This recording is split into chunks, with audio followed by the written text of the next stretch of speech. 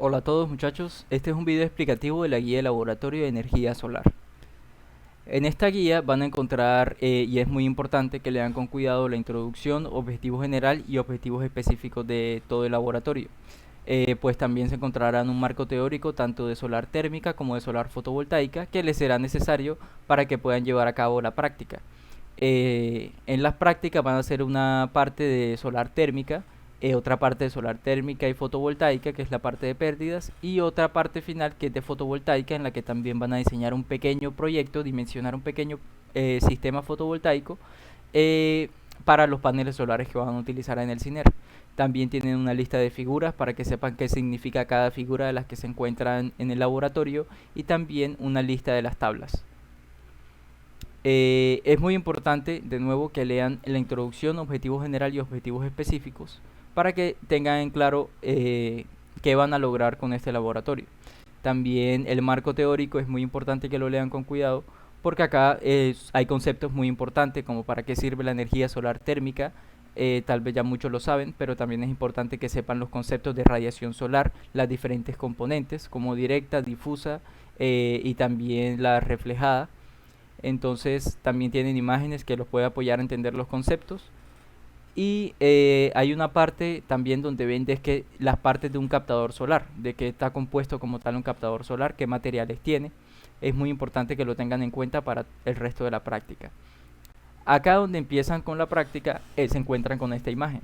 Esta imagen en realidad es una sola, esto se llama una ficha técnica de un captador solar. Este es el captador solar Kaplan 2.0.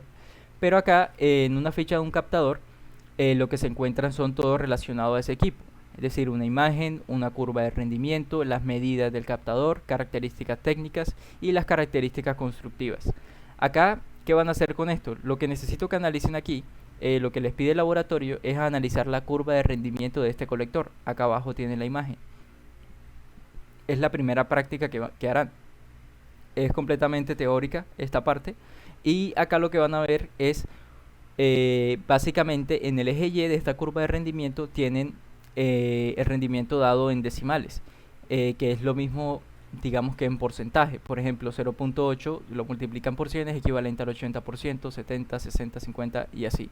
Y en el eje X lo que tienen es, esa T con índice A significa temperatura ambiente. Entonces lo que les dice ahí en el eje X es la diferencia de la temperatura ambiente del colector y la temperatura ambiente del entorno como tal. Entonces, esa diferencia de temperatura es lo que va a determinar, es lo que determina el rendimiento del colector. Es así como está dada la curva de rendimiento.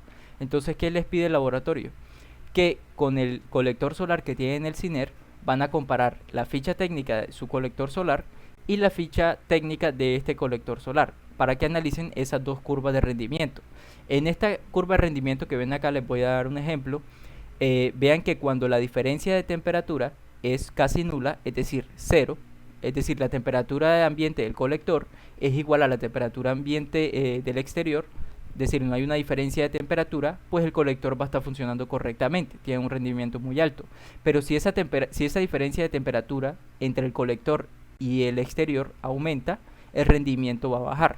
Es decir, si nuestro colector, como verán en la teoría, recibe la componente directa del sol, es decir, únicamente recibe los rayos directos, el colector tiende a calentarse mucho. Pero si la temperatura ambiente es baja, aquí entra algo que se llama el equilibrio térmico. Es decir, nuestro colector va a estar entrando en equilibrio térmico con el ambiente. Por lo tanto, va a haber una diferencia de temperatura muy alta. Y esto va a hacer que el colector no tenga el mismo rendimiento. Entonces quiero que analicen esta diferencia de temperatura. Por ejemplo, con 40 grados centígrados de diferencia, el colector está alrededor de de un 60% de rendimiento. Entonces analicen la curva de rendimiento del colector que tiene en el CINER y quiero que vean esta diferencia. Por ejemplo, con 40 grados, ¿cuál es el rendimiento que tiene el colector del CINER? ¿Esto qué les va a dar a entender? En que la selección de un colector solar es muy importante. También teniendo en cuenta la temperatura de la zona en la que lo queremos colocar. Si tenemos temperaturas ambientes no muy bajas, sino por ejemplo a una temperatura ambiente de 25 o 24 grados, ¿cómo nos podría estar funcionando nuestro colector? Entonces quiero que comparen con cada diferencia que tiene qué rendimiento tiene tanto este Kaplan 2.0 como con el que cuenta en el CINER. Siguiendo con la práctica, la siguiente parte es sobre las pérdidas, es tanto de solar térmica como fotovoltaica. ¿Cómo así las pérdidas? Pues, como les mencioné antes, los colectores solares reciben la componente directa del sol, y los fotovoltaicos pues reciben las tres componentes. Pero ¿por qué el térmico, el captador solar, recibe la componente directa? Porque el captador solar tiende a llegar a temperaturas muy elevadas y pues necesita demasiado calor para poder cumplir su función, porque él funciona también a temperaturas muy elevadas. Pero hay diferentes pérdidas que pueden tener. Porque reciba la radiación solar no significa que está recibiendo el 100%. También hay pérdidas por radiación, por convección y también absorbedor. ¿Qué significa esas pérdidas por radiación? Pues que esa radiación incidente hacia el captador, ¿qué pasa? Como tiene una cubierta de cristal, pues gran parte del calor sí se queda en el captador, pero como es una superficie de cristal también hay parte que es reflejada y es de nuevo enviada a la superficie.